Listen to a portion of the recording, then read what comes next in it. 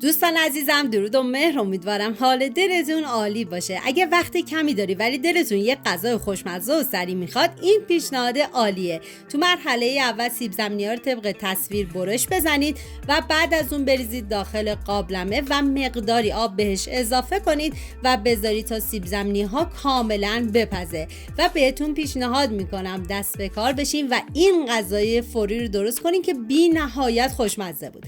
حالا من آب میریزم و بعد از اون دیگه زمان میدم تا سیب زمینی‌ها کاملا بپزه.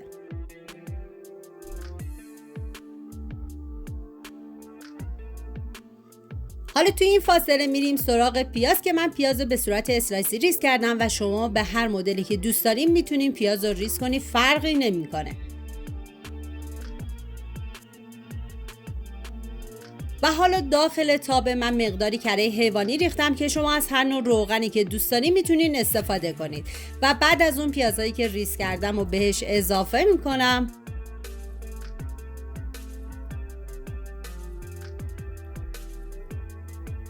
و هم میزنم و میذارم تا پیازا کاملا سرخ بشه.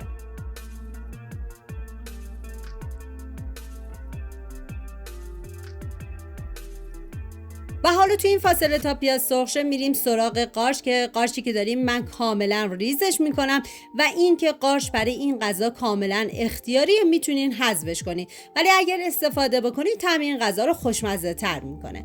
حالا من قارچا رو کاملا ریز میکنم و بعد از اون اسفناجی هم که داریم باید کاملا ریزش کنید. واقعا این جزء خوشمزه ترین غذاهای فوری و اقتصادی بود که تا به امروز درست کردم. و بعد از اون اسفناج رو به پیاز اضافه میکنیم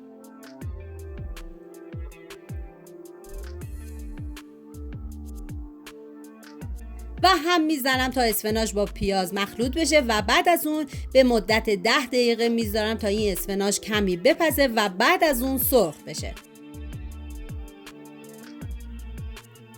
واقعا جای تک تک شما دوستان عزیز خالی، دست به کار بشین، چون من هرچی از خوشمزگی این غذا بگم کمه. باید خودتون درست کنین و ببینین که چقدر خوشمزه است. و بعد از 10 دقیقه دیگه اسفناجا کاملا سرخ شدن. من یه هم میزنم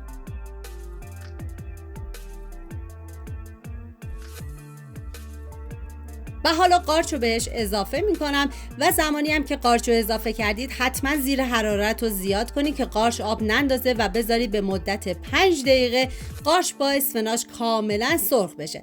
حالا من یه هم میزنم تا با هم دیگه مخلوط بشن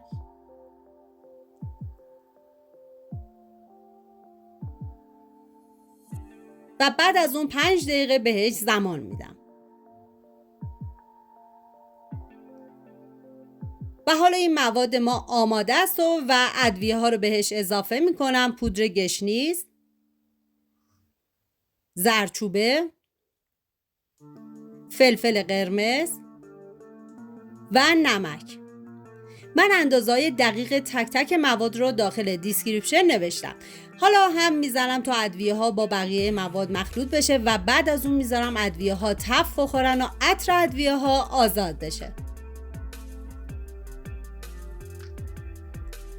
و حالا من مقداری پودر سیر به این مواد اضافه میکنم که شما اگر خواستید سیر تازه استفاده بکنید تو همون مرحله اول که پیاز خاصی سرخ کنید، بعد از اون سیر تازه رو بهش اضافه بکنید. ولی من از پودر سیر استفاده کردم. یه هم میزنم دیگه، زیر حرارت رو خاموش میکنم و میذارم تا این مواد کاملا سرد بشه. و سیب زمینی که داریم باید کاملا لهش کنید که من سیب زمینی رو کاملا له میکنم و بعد از اون حالا مقداری نمک بهش اضافه میکنم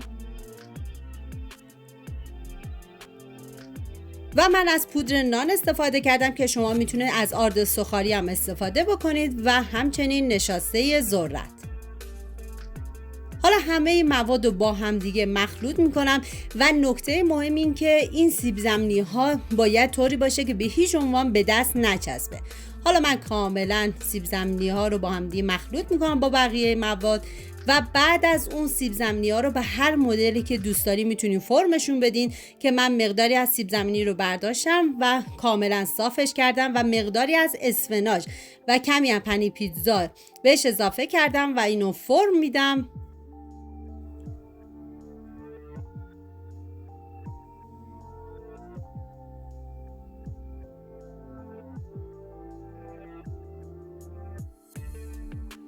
و حالا داخل پودر نان میذارم این موادو.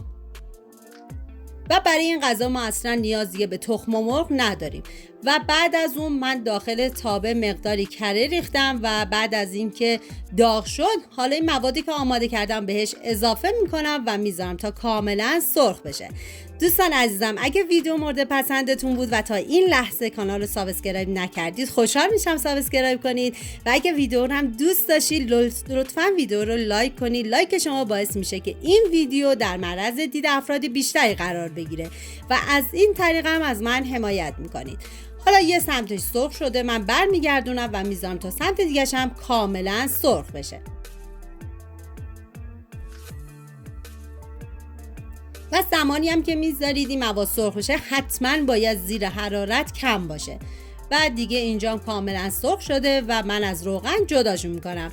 این هم از غذای خوشمزه ما. امیدوارم درست کنید در کنار خانواده از خوردنش لذت ببرید. ممنون از همراهی همیشگیتون. تا یه خوشمزه دیگر، بدرود.